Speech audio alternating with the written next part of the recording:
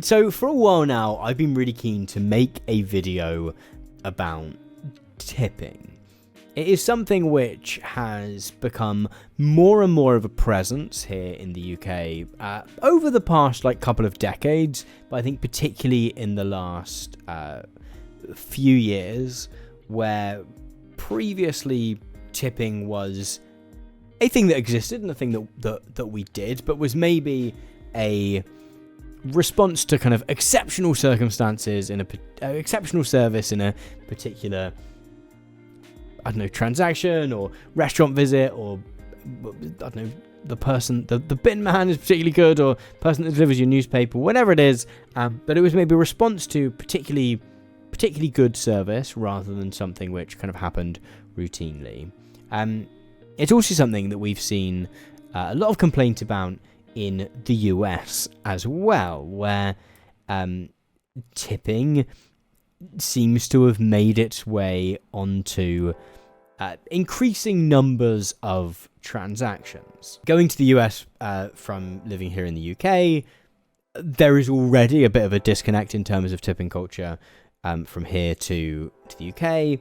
The other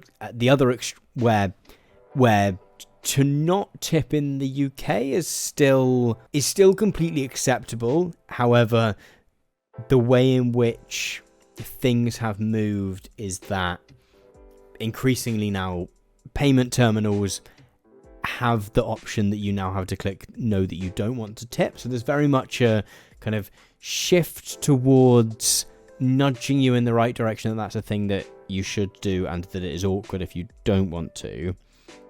However, the US is very much, that is what the person you are who is serving you, it's the tips that they are relying on.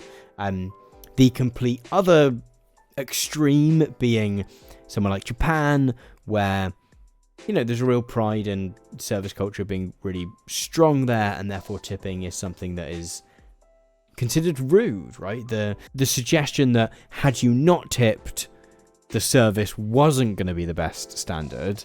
So there is a real spectrum about this stuff, and it's something that I've been thinking about trying to make a video about for a while. And then I saw recently a video by John Oliver, or a clip from John Oliver's show, in which he talked about tipping. And there are some things that I think he got really well. I think some of the broad context to this topic in the US in particular, I think he did a pretty good job of.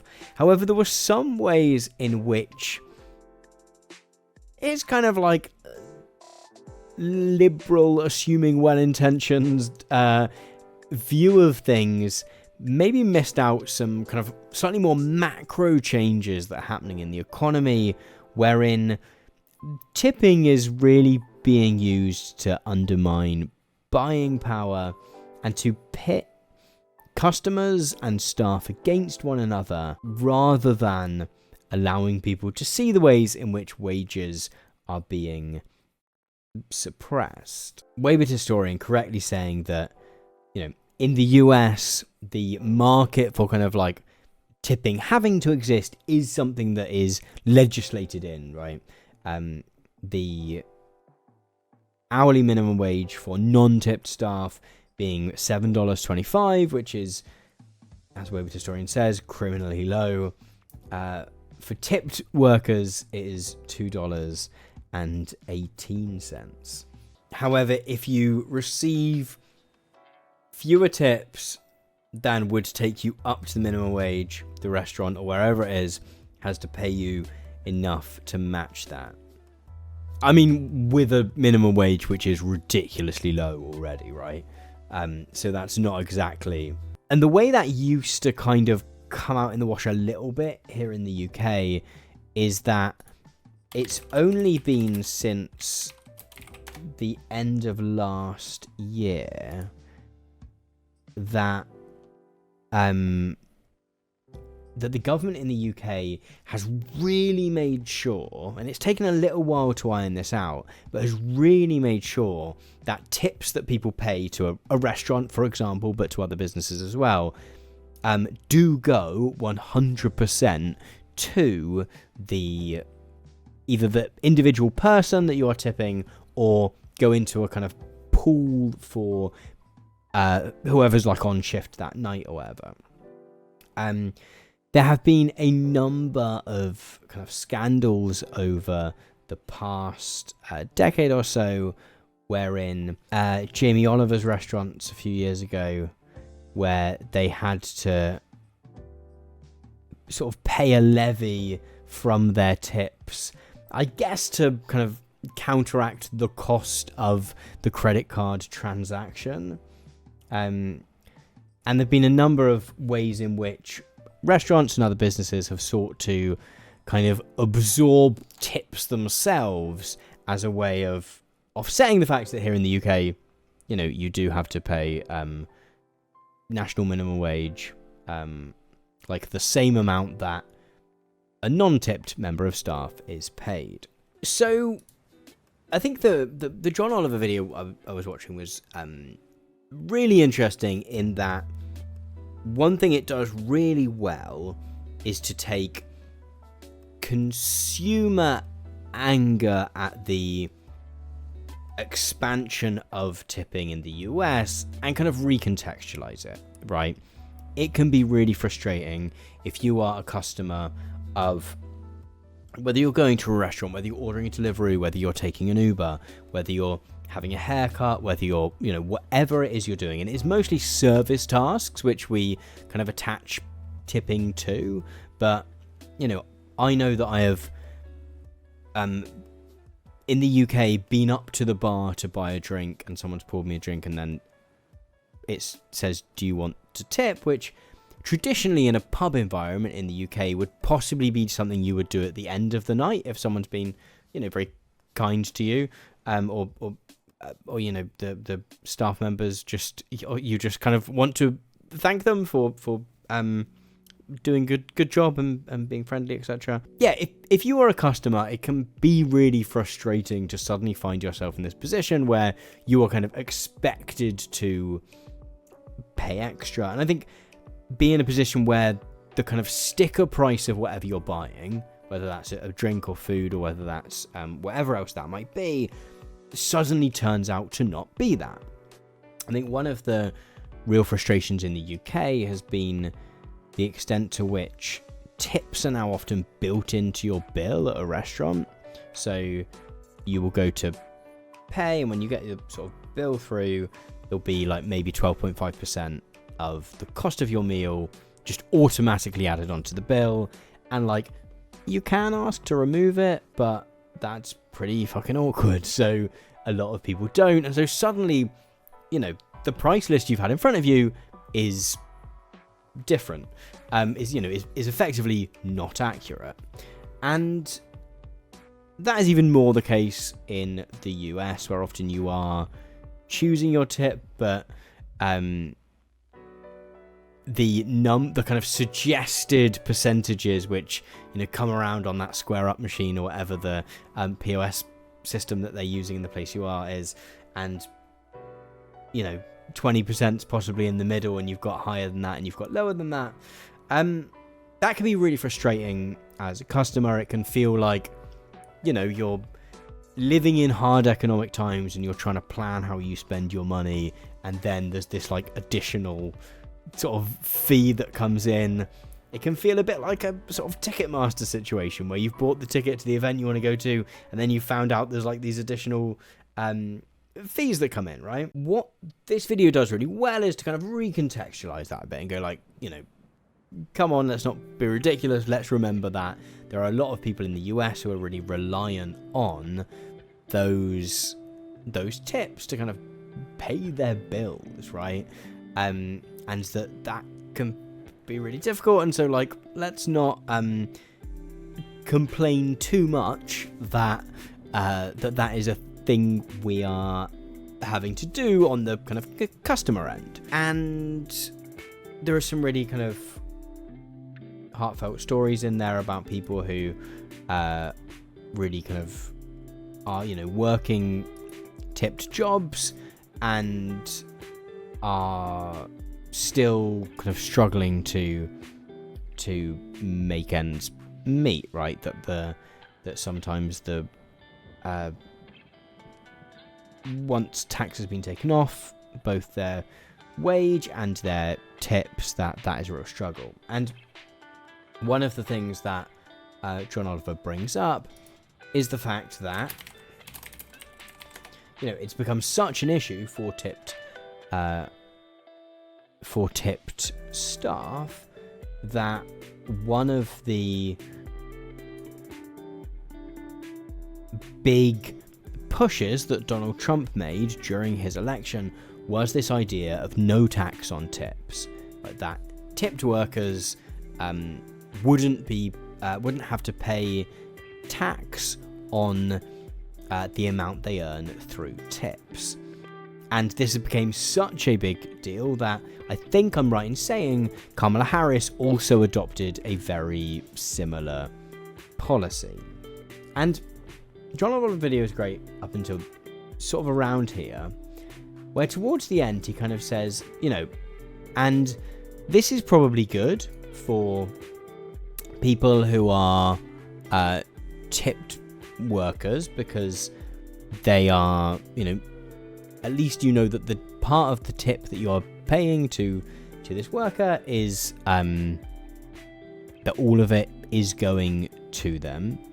However, he makes a point towards the end where he suggests that, one of the unforeseen consequences of passing a bill wherein staff aren't taxed on the part of their wage which is made up of tips is that it might encourage both staff to want to be tipped labour, but also companies to employ more tipped labour than they otherwise would, because there's a tax incentive there, right? It's always worth saying that taxation, as well as being a way in which governments raise revenue, is also like a whole thing around incentives, right? The reason that there is a huge amount of tax charged on cigarettes and on sugary drinks is, here in the UK at least, is partly that it then helps to fund the additional amount of healthcare that someone who smokes a lot of cigarettes or drinks a lot of sugary drinks might need through the NHS. However, a lot of it is just the desire to put you off smoking cigarettes, right? It's just the government going, do you know what? We think this is so bad for people's health that we're going to artificially inflate the price and therefore hopefully deter people from smoking. And that is true of all taxes, right? So if you create a system where someone who earns $15 an hour on a usual wage is paying significantly more tax than someone who is getting $15 an hour, but $13 of that is tips, and they don't have to pay any tax on that, well then someone is going to want to, would sort of prefer to be earning that on tips possibly, and companies might go, do you know what, let's do that. That means we can kind of make sure that our employees get more benefit, or any sort of kickbacks on them the other side as well. Odyssey saying in the chat, the no tax on tips is commonly pushed by restaurant owners for their own benefit as well. And Shirley Dev giving a sort of, a good example of one way this could go, right? That, this is where bankers start to get paid hundreds of thousands of pounds/dollars as tips rather than as bonuses. But I think what sort of John Oliver does in assuming that would be kind of accidental is to look over the ways in which Donald Trump and his allies and his funders and all of those people, all of those kind of business people that he sees as his people, they like that world, right? They like the world in which more and more labour is tipped labour in a way that isn't a case of inadvertent, of unintended consequences, and isn't a like, whoopsie, we didn't want that to happen. They quite like a world in which more and more people are on tipped labor. And that is true for several reasons, right? For one, it creates a system wherein your staff are highly motivated at all times to be acting in ways which ensure that customers are having the best time all the time, right? And that's always true to an extent for anyone who is paid a wage. However, you know, usually that moves in kind of more, you know, maybe you're thinking about your next employee report, you're thinking about your next appraisal, that kind of thing. Whereas if you're in a situation where, you know, how much money I earn today is dependent on how much I'm smiling today, how, like, extremely helpful I'm being all the time, you create a system where it is extremely hard to tune out or to just have an off day. And that is a thing they would like to see, right? It's also a system in which employees are kind of actively encouraged to be on the sell. If people are tipping a percentage of the total amount of money that they spend, in whether that's in a restaurant, whether that's in a shop, it then becomes very much in your interest as a whether it's as wait staff or anyone else, to go, yeah, I think you want dessert, you should have dessert, or to try and, you know, do the upsell from the fish to the steak, you know, in a way that some of the times I've actually most appreciated the service of someone in a restaurant has sometimes been that actually they've gone, do you know what, I know that thing's more expensive, but that other thing is actually, like, I'd go for that even though it's cheaper.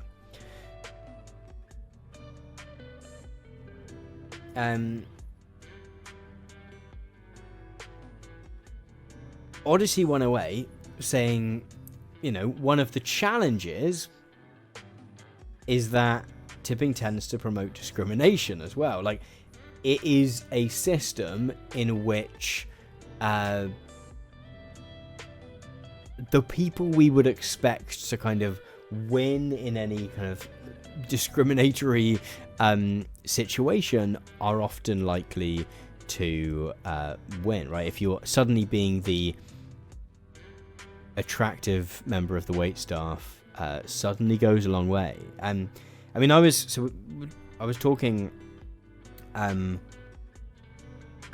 recently with the team I work on the videos with about this as like a topic, and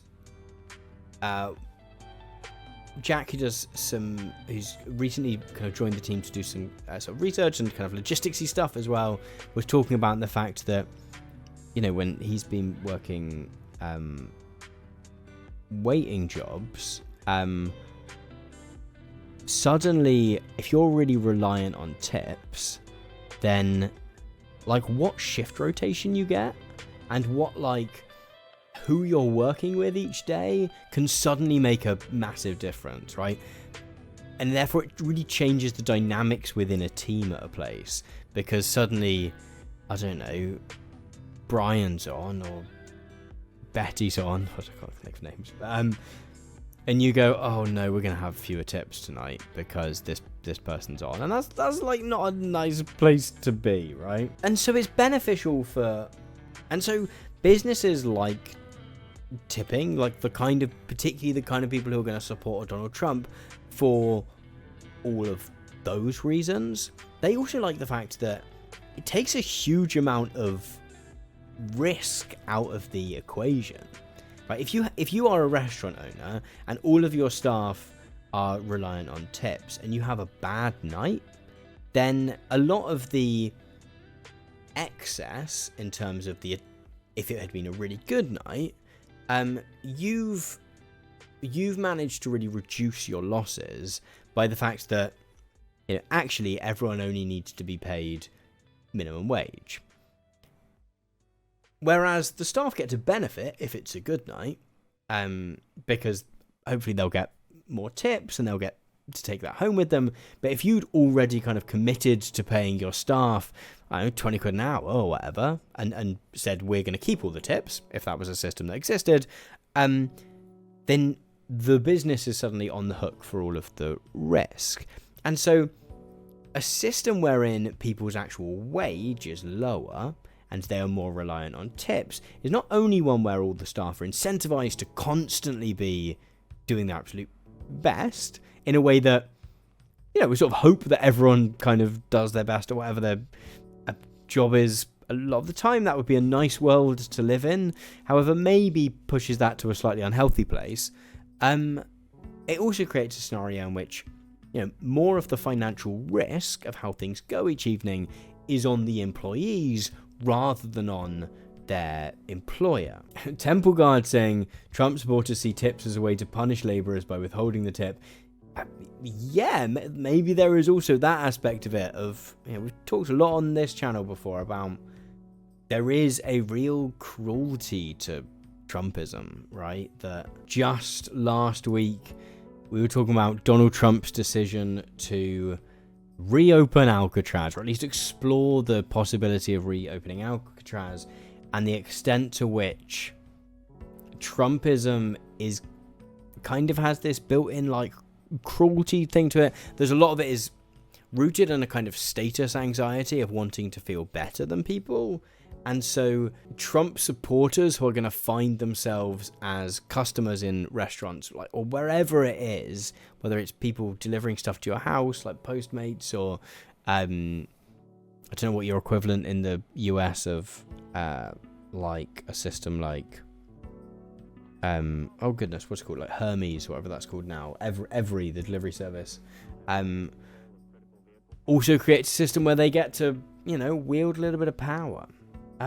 But I think one of the really big kind of more macro angles to things is the extent to which a reliance on tipped labour, particularly in hospitality sectors, but also in other industries, works to paper over the ways in which wages have just stagnated in both the US and many other countries since the 1980s. Some of this has had a little bit of an uplift in the past few years.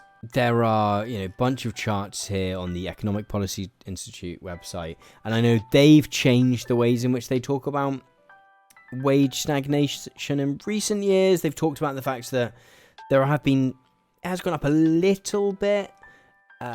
However, the sort of broad trend is that the ways in which the real value of your wage in relation to inflation increased throughout the middle of the 20th century to kind of the late 1970s, early 1980s, in a way that meant that people had more spending power and people had, the quality of people's lives went up.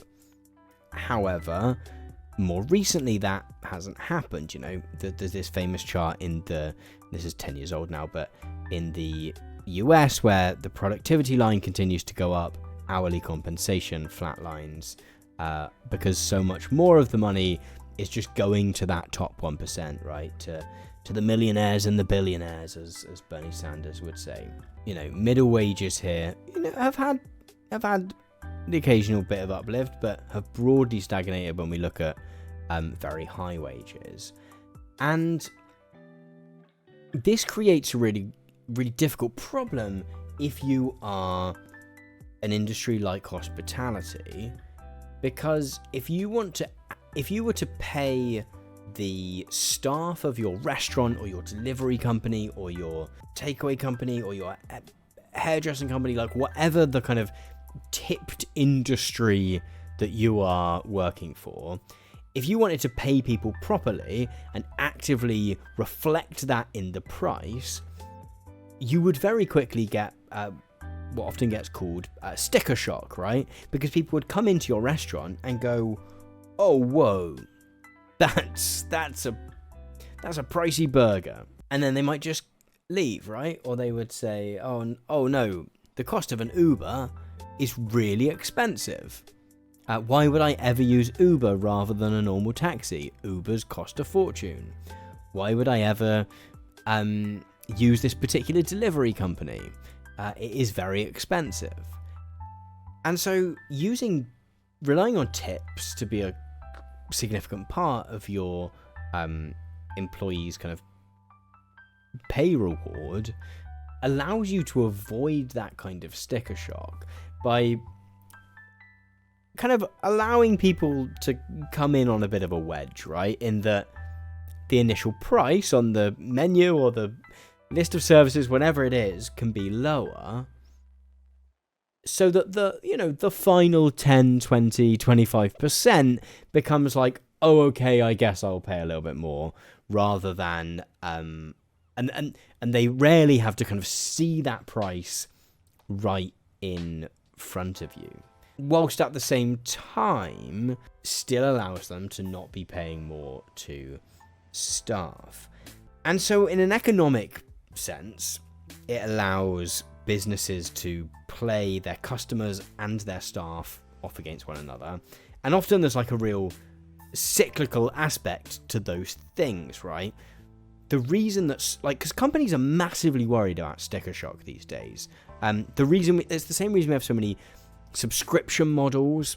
It's the same reason we have a lot of like the kind of Ticketmaster stuff where just additional fees suddenly start appearing, because I don't think you can even buy Photoshop outright at all these days. But I can only imagine that Adobe has got so many more people through the door by selling Photoshop and all its other apps as a monthly subscription than it would be if it priced it at the price that it would sell it to people one-off, right? There's a huge amount there about like a predatory practice in terms of therefore you have to keep people in, but also if Adobe sold Photoshop at the cost that it cost to make Photoshop, assuming that they didn't want to make the huge amounts of additional money that they do, it would still probably be really expensive, right? Back in the day, it was a couple of £100 at least, right? It would probably be £500 for Photoshop. And these days, that is not something that either individuals or even a lot of small businesses feel like they have, because for a lot of small businesses, all the money just goes on by rent and energy and various kind of other rentier platforms that manage to take a lot of the revenue, cream a lot of the revenue off the top. There is this real anxiety amongst corporations, not just that kind of additional ability to make huge amounts of money going forward, but also a real fear about sticker shock were they to price things as they would even have to be priced just to be like a reasonably profitable product. And so this reliance on tipping really helps to create a system where that doesn't have to be thought about so much, or where that gets hidden a little bit or brushed off to one side. But even better, it does so in a way where consumers often blame staff for the fact that they have to tip. It's seen as like, this person is asking me for more money, directly or otherwise, and in which employees feel like, at times, like a kind of, oh, my tip wasn't what I needed it to be, and that is kind of the fault of the customer that's come in and has tipped really low, where in reality, it's either the business or the landlord of the business or up the chain somewhere that is really running off with the gain. And so, I enjoyed that John Oliver video about tipping, but I think it just slightly misses the ways in which a lot of those unintended consequences of a push towards a greater amount of tipping in the US economy or economies elsewhere aren't so much unintended consequences as they are pretty clever ways of both individual companies and like the capitalist class as a whole managing to cover over some of the significant kind of crisis that runs through our economy, helps them to make more money, and helps them to do so in a way that has consumers and staff hating each other rather than hating them. Thank you so much for watching this clip from my Monday night live stream. If you would like to watch more of these clips and watch them both ad and sponsor free, then you can do so by heading over to Nebula. Nebula is my premium streaming service, which I have been working on with a bunch of other creators for a number of years now. Over there, you can watch all of my normal videos, all the people who are on Nebula's ordinary videos without sponsors, without ads, and in the highest possible quality. And you can also watch a massive catalogue of exclusive content as well, including my debut feature-length film Boomers, which is a documentary about the baby boom generation, which saw me travel all around the US and Europe to kind of find out a little bit about the lives and legacy of that generation, where they've landed us in terms of the climate, housing, the economy more broadly, all of that kind of stuff. We've also got exciting new stuff coming out in terms of exclusives all of the time, including Abolish Everything, the new comedy panel show by the team behind Jet Lag the Game and Wendover Productions, which has just rolled through its first season and has been so popular that it's already been recommissioned for a second. If you'd like to support what we do here, and that is really much appreciated when people do, then you can sign up to Nebula using my personal link, go.nebula.tv/Tom Nicholas. That helps to support us in a number of ways. We both get a cut of the watch time when you watch videos over on Nebula, or when you watch our videos at least. We also get a little kickback for recommending that you sign up. And also, some of your monthly subscription or annual subscription goes into a pot to help fund more exclusive shows like Abolish Everything, Boomers, and everything else into the future to keep making the catalogue of stuff we've got on there even better. So I'd really appreciate if you would use my personal link, that is go.nebula.tv/Tom Nicholas. And I will see you over on Nebula.